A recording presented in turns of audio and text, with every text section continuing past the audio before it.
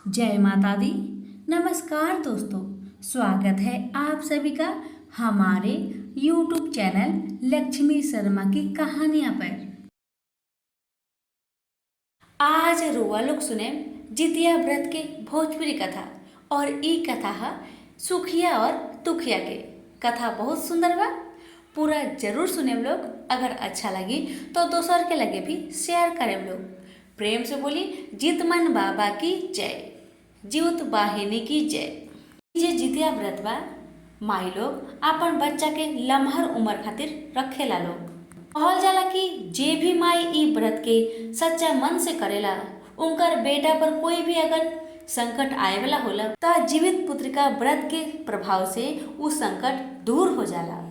ई जे व्रत बा आश्विन महीना के कृष्णा पक्ष के सप्तमी तिथि से शुरू होला और जेमे अष्टमी तिथि में माई लोग व्रत रखेला लोग और नवमी तिथि में पारण करेला लोग। और ई व्रत में कथा के अनिवार्य रूप से सुनल जाला।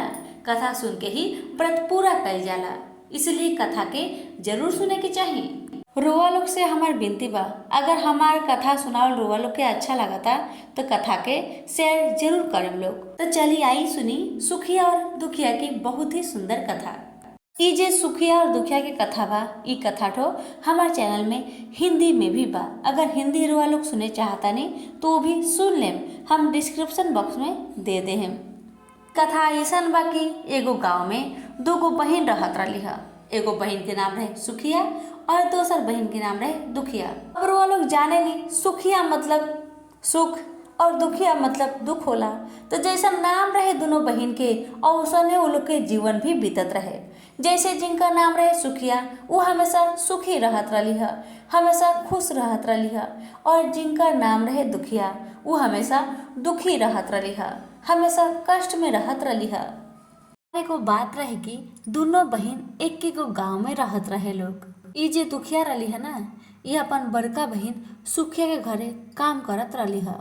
घर के साफ सफाई करिहन और दिन भर के खाना पीना भी बना देत रही है। जो खाना सुखिया के परिवार के सभी लोग खाई और जो खाना बच जाई वे खाना सुखिया दुखिया के दे देत रही है और दुखिया के घर वे बचल कुचल खाना से चलत रहे। दोनों बहन शादीशुदा रही है लोग। समय बीतत जाला, दोनों बहन दू दूगो बच्चा के जन्म देला लोग। सुखिया के दूगो बेटा रहेला और दुखिया के भी दूगो बेटा रहेला। जब जितिया के व्रत आएला तो हमेशा की तरह दोनों बहन जितिया के व्रत रखेला लोग अपन बेटा के सलामती खातिर। एक दिन की बात बा कि दुखिया सुखिया घरे काम करे गईली। ओ दिन नहाए खाए के दिन रहे। सुखिया का करेली, सुखिया घर में जो चावल होला ना, चावल के साफ करेली, कूल्हा में लेके साफा करेली, फटकेली और जो खुदी निकलेला ना में से छोटा छोटा चावल के टुकड़ा ओकरा के निकाल के वो कटोरी में रख देली। ई सोच के कि जितिया व्रत बा बिहान तो जीवत भगवान के भोजन तो दे के पड़ी। और हमार जो बड़ी बहन बारी उनकर घर हम खाना पीना बनाए नहीं, जो सब कोई खाएला, जो बच जाला वही खाना तो हमके देली। तू खाना हम जीवत भगवान के कैसे देम, वो तो जूठा खाना कहा है ना। इसीलिए ये सोच के वो खुद ही के रख लेली। सारा चावल के साफ करके आपन बहन सुखिया के दे देली। अब फिर बारी आयल साग चुने के। नोनी के साग रहे। दुखिया साग के अच्छा से चुनेली, बिनेली, साग के पतई तोड़ेली और जितना डंडल बच जाला ओकरा के रख लेली। ये सोच के कि जीवत भगवान खातिर खुद ही के चावल बना देम और ये डंडल के साग बना के जीवत भगवान के हम भोर में दे देम। का करी, मजबूरी बा, बहन सुखिया से मांगे तो देबे ना करिहन। ये सोच के वो उहे रख लेली।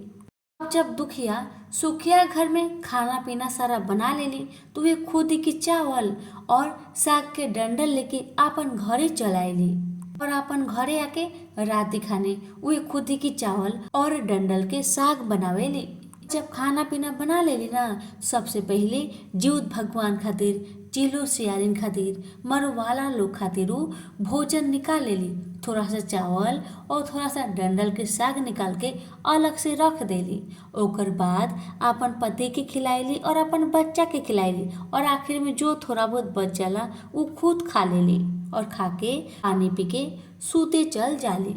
और जब आधा रात हो जाला, जैसे 3 बज जाला सुबह के, तो का करेली दुखिया के साग और चावल के झिंगुनी के पत्ता में करके जीउत भगवान के देवेली और जीउत भगवान से हाथ जोड़ के माफी मांगेली कि हे भगवान, हमार लगे जो जुटल बा हम उहे रौरा के देतानी। राउर कृपा रहल त अगले साल हमरा और व्रत बड़ा धूमधाम के साथ करेम। इतना कह के दुखिया अपन कमरा में जाके सो जाली। तभिए की बात बा कि तभिए जीउत भगवान हर कोई के घरे घरे जात रहनी है, घूम घूम के देखत रहनी है कि के उनकरा के का खाए के देले बा। तभी उनकर नजर पड़ेला दुखिया के घर के टीना के ऊपर। जीउत भगवान का देखेनी कि ई कौन माई भारी जे हमरा के खुदी की चावल और साग तो हैले नहीं के खाली साग के डंटी बाटे। फिर भी भगवान खुशी मन से जे भी जो देले रहे, जैसे दुखिया खुदी के चावल देले रही और साग के डंटी देले रही है, ओकरे के भगवान पेट भर के खा लेनी और उ खाए के बाद में उ का करेनी अपन भेष के बदल लेनी, एगो बुढ़िया के रूप धारण कर लेनी और दुखिया के घर के दरवाजा के खटखटाएनी, दरवाजा के बजाएनी।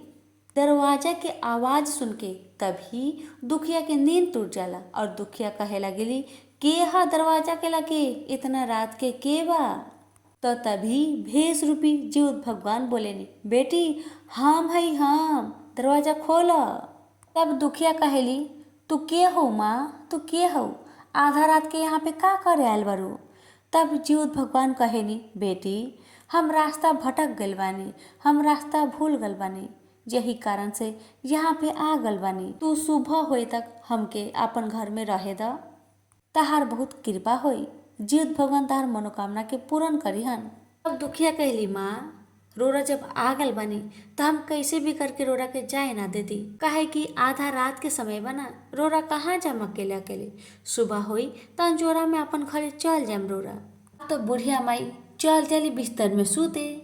जैसे ही सुतेली उनकर आधा बेरा में का होला जोर से पैखाना लाग जाला, जोर से उनकर झाड़ा लाग जाला। बूढ़ी अम्मा दुखिया से कहली बेटी ओ बेटी हमके तो बड़ी जोर के झाड़ा लागल बा, हम कहाँ करी बताव।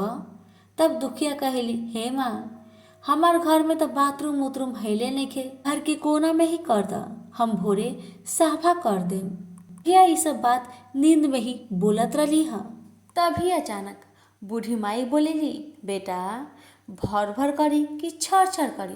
तो दुखिया नींद में ही बोल देली माँ भर भर कर दही। अब झाड़ा करे के बाद में बूढ़ी माई अपन हाथ गोड़ तो साफा कर लेली। अब जो हथवा में पानी लगा रहेला तो बूढ़ी अम्मा दुखिया से कहली बेटी हम अपन हाथ कहाँ पोछी बतावा। तो दुखिया कहली माँ हमार केस बहुत बड़ा बड़ा बा, एही में हथवा पोछ ली और यहीं पे सो जाई। इतना कहे के दुखिया तो सुत गई, लेकिन जीउत भगवान वहां से अंतर ध्यान हो जानी। अब दुखिया के तो कुछ पता ही ना रहेला कि रात के उनकर साथे का भइल है, उ सब कुछ भुला गए रहली, काहे कि नींद में रही ना, इसी कारण से सब बातों भुला गए रही है। जब सुबह होला दुखिया उठेली तुमका रात के सारा बात एगो सपना जैसन लागेला। इतना ही सोच के जब समय हो जाला तो दुखिया नदी में नहाए चल जाली और उनकर साथे आस पड़ोस के बहुत सारा महिला भी गए रही है।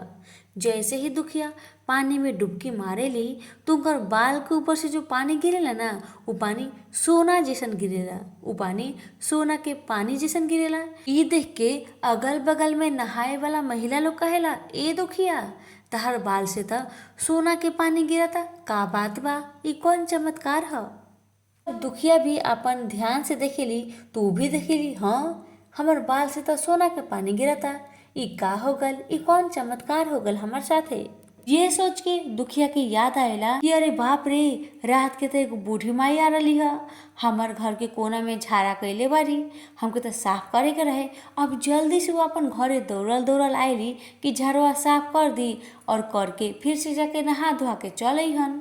लेकिन दुखिया जब घर पहुँचली तब वो देखली कि घर के कोना में जहाँ बूढ़ी माई टट्टी कैले रही है वहाँ पर टट्टी नहीं की, वहाँ पर तो ढेर सारा सोना चांदी चमकताते। ये सब देख के दुखिया तो बहुत खुश हो जाली। उनकर समझे में देर ना लागल है कि जो आधा रात के आए रही है उस सचमुच के जीउत भगवान ही आए रही है हमार लगे।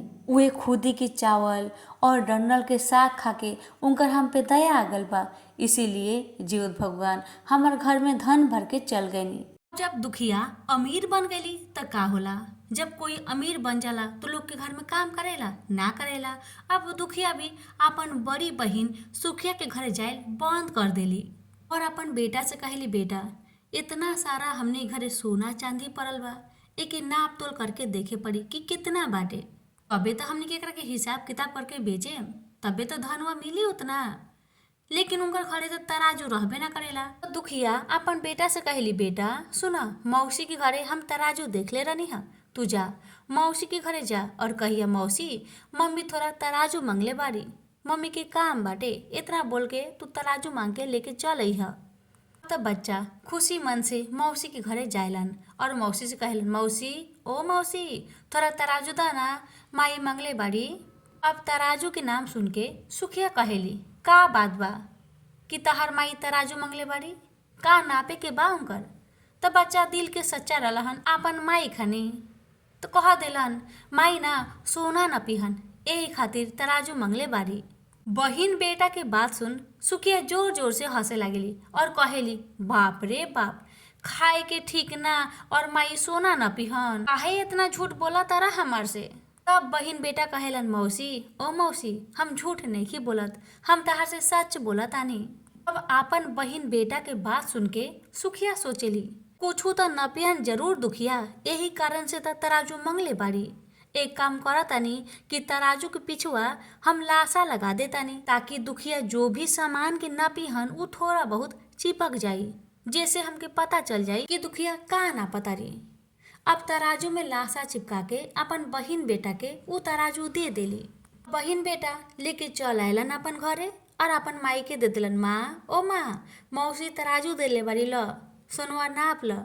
तो माँ का करेली, सोना चांदी के तराजू में रख के नापेली और जब नाप लेली तो तराजू के अच्छा से रख के आपन बेटा के दे देली। कहली, बेटा ल तराजू के काम हो गल, मौसी के जाके दी आवा। अब त बेटा चल जालन मौसी के घरे और घर के बहरी से चिल्लालन, मौसी ओ मौसी हेला तराजू, तराजू के काम हो गई।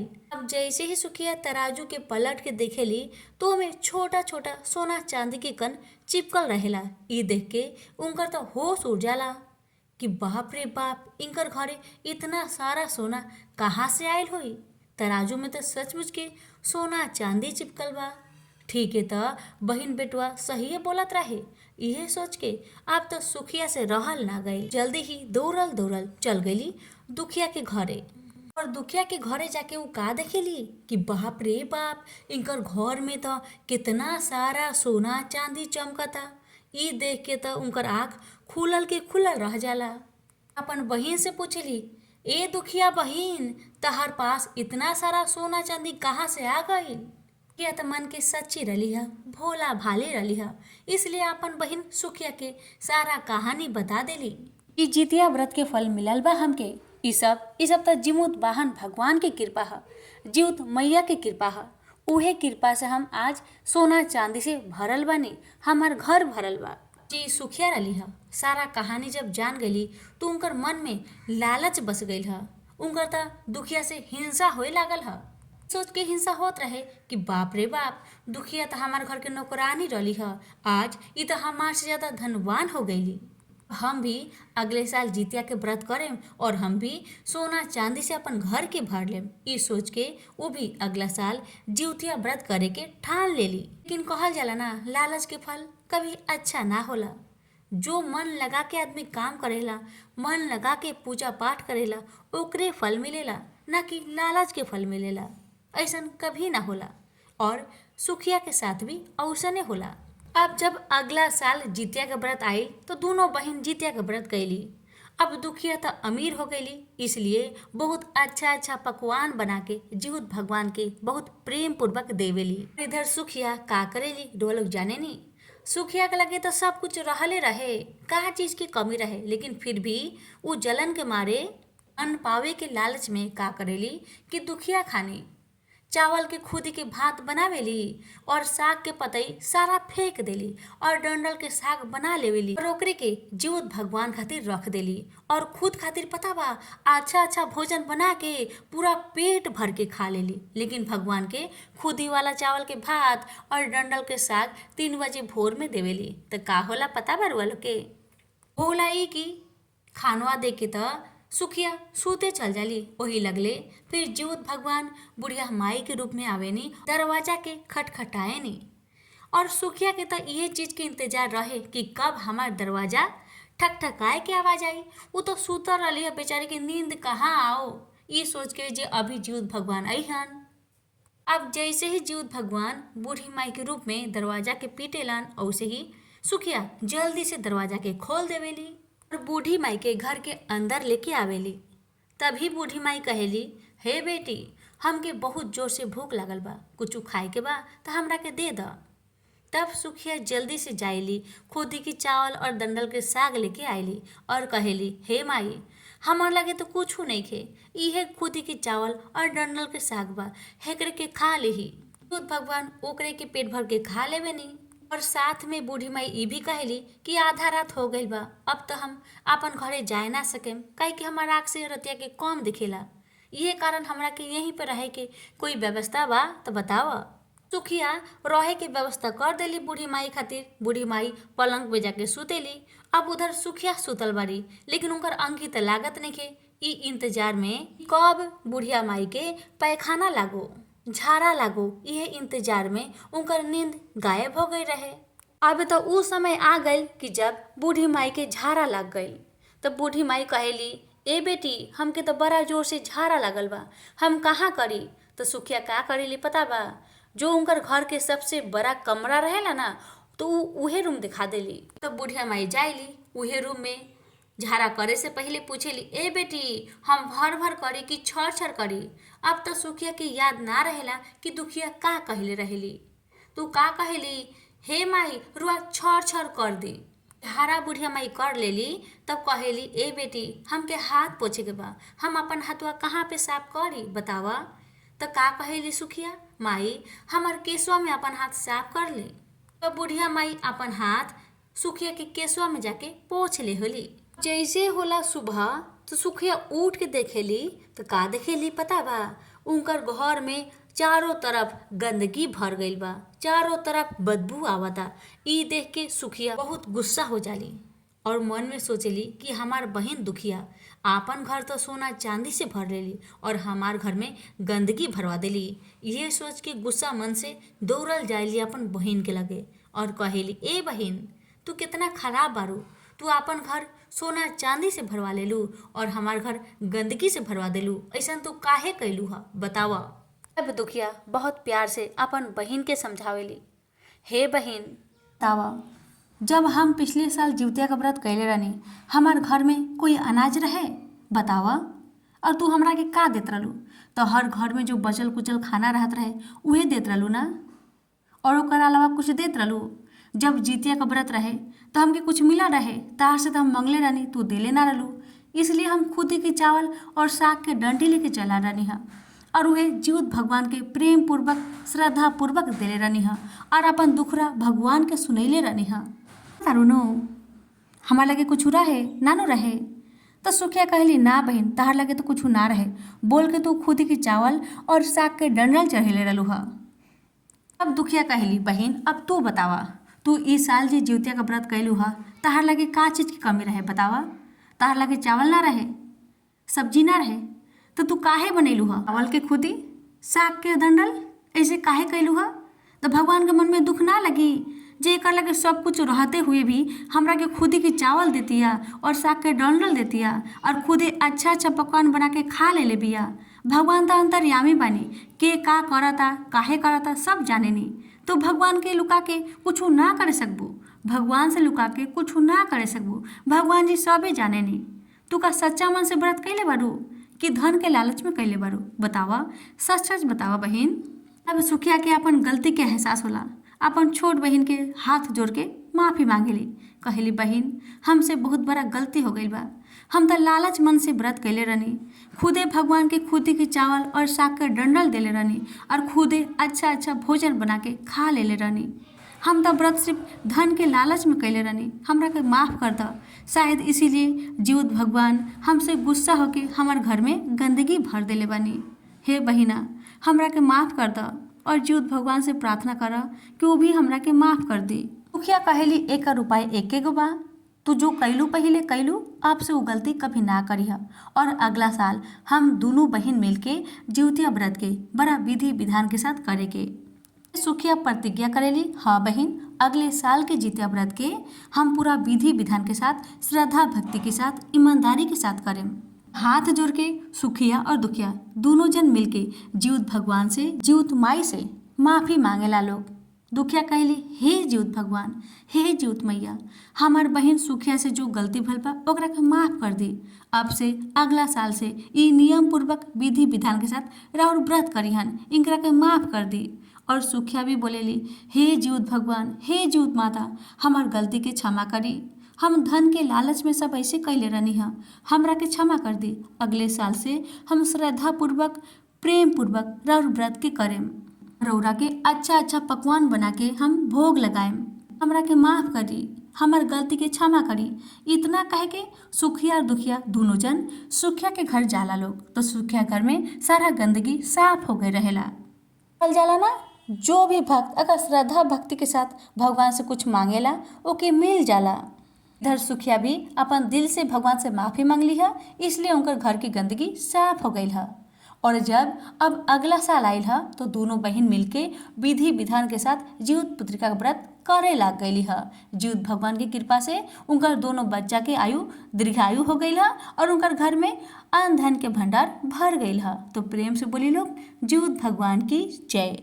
हे जीवत भगवान, जैसे रोरा दुखिया के कष्ट के दूर कैनी, वैसे ही राउर कथा कहे वाला, सुने वाला और हुक्कारा भरे वाला के सभी के परिवार पर अपन कृपा बना के रखेम, सभी के पुत्र के रक्षा करेम, सभी के पुत्र के अमर करके रखी, निरोग रखी और सब कोई के पुत्र दी।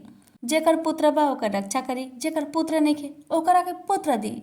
हे जीवत भगवान, सब पे अपन कृपा बनाए रखी। अगर कथा हमार सुनावल रुआ लोग के अच्छा लागल होई तो अगल बगल में आगे लोग के लगे शेयर कर देम लोग। प्रेम से बोली लोग, जीवत भगवान की जय, जीवत मैया की जय। धन्यवाद।